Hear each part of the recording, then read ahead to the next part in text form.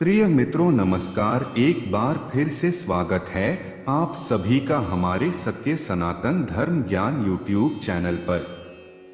प्रिय मित्रों, आज के समय में सभी लोग किसी न किसी रूप में मांसाहारी भोजन का सेवन जरूर करते हैं, परंतु क्या आपने कभी सोचा है कि जो मनुष्य मांसाहारी भोजन करता है और फिर ईश्वर की पूजा करता है, क्या ऐसे मनुष्य के पूजा ईश्वर स्वीकार करते हैं?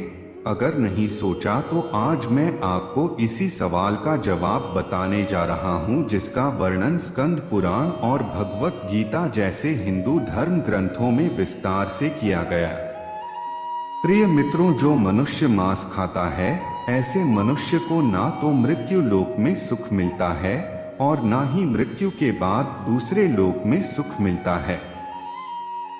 साथ ही स्कंद पुराण में एक प्रसंग का और वर्णन मिलता है, जिसके अनुसार जब एक बार सभी देवतागण काशी पहुंचे तो उन्होंने देखा कि एक बाघ जैसे हिंसक पशु भी वहां घास खा रहे हैं। इसके अलावा स्कंद पुराण में यह भी बताया गया है कि यदि भूख से किसी प्राणी की मृत्यु होने को हो तो भी उसे मांस नहीं खाना चाहिए। इतना ही नहीं है, स्कंद पुराण के अनुसार भगवान शिव उन लोगों की भक्ति यह पूजा कभी स्वीकार नहीं करते जो लोग मांसमदिरा का सेवन करते हैं। स्कंद पुराण के अलावा वराह पुराण में भी इस बात का वर्णन मिलता है, जिसके अनुसार भगवान विष्णु के वराह अवतार पृथ्वी देवी के पूछने पर कहते हैं कि जो मनुष्य मांस का भक्षण करते हैं, मैं ना तो उसकी पूजा स्वीकार करता हूँ और ना ही उसको अपना भक्त मानता हूँ।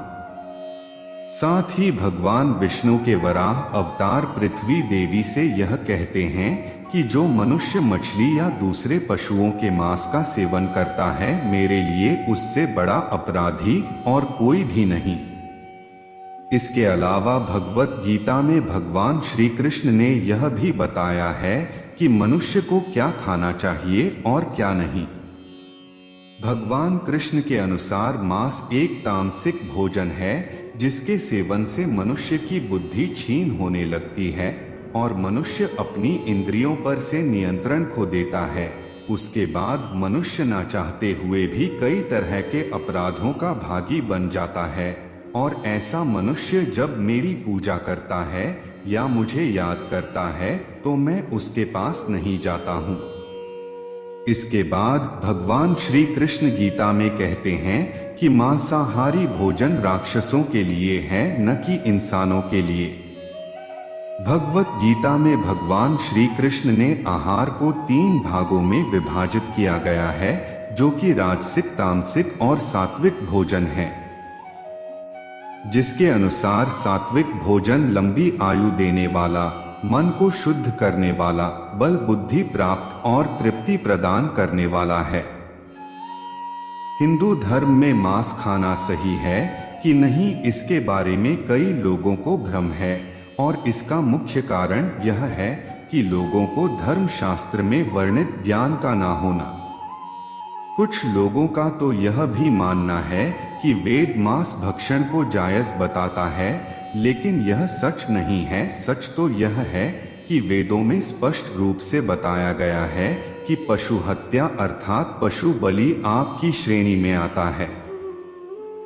वेदों का सार उपनिषद और उपनिषदों का सार भगवत गीता है, जिसके अनुसार वेदों में मांस खाने की संबंध में स्पष्ट मना किया गया है।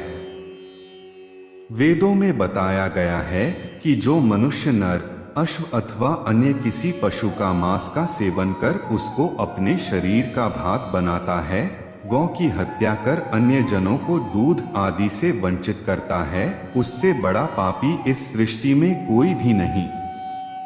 यजुर्वेद में बताया गया कि सभी मनुष्य को परमात्मा के सभी रचनाओं को अपनी आत्मा के समान तुल्य मानना चाहिए, अर्थात वे अपने जैसे हित चाहते हैं उसी तरह अन्य का भी हित करें।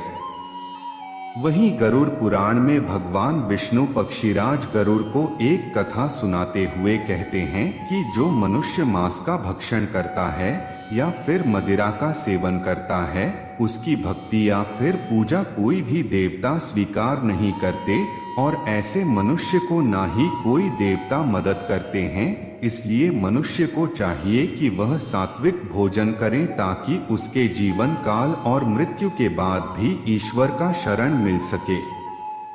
आगे भगवान विष्णु कहते हैं कि जो मनुष्य स्वाद के लिए दूसरे पशुओं की हत्या करता है, उसे मृत्यु के बाद पशुओं की उसी योनि में कई जन्मों तक भटकना पड़ता है और वह भी उसी तरह मारा जाता है जिस तरह खाने के लिए उसने पशु को मारा था। इसलिए मित्रों, यदि आप पूजा या फिर ईश्वर की भक्ति में विश्वास रखते हैं तो फिर मांसाहार का सेवन करना बंद कर दीजिए। वैसे भी मांसाहार भोजन को वैज्ञानिक रूप से उचित नहीं माना गया है। यह मनुष्य को कई तरह के रोगों से भी ग्रसित कर देता है। प्रिय मित्रों, आज की वीडियो में इतना ही। वीडियो में दी गई जानकारी पसंद आई हो तो हमें कमेंट करके जरूर बताएं। वीडियो को लाइक और चैनल को सब्सक्राइब करना न भूलें। मिलते हैं किसी और वीडियो में, तब तक के लिए धन्यवाद।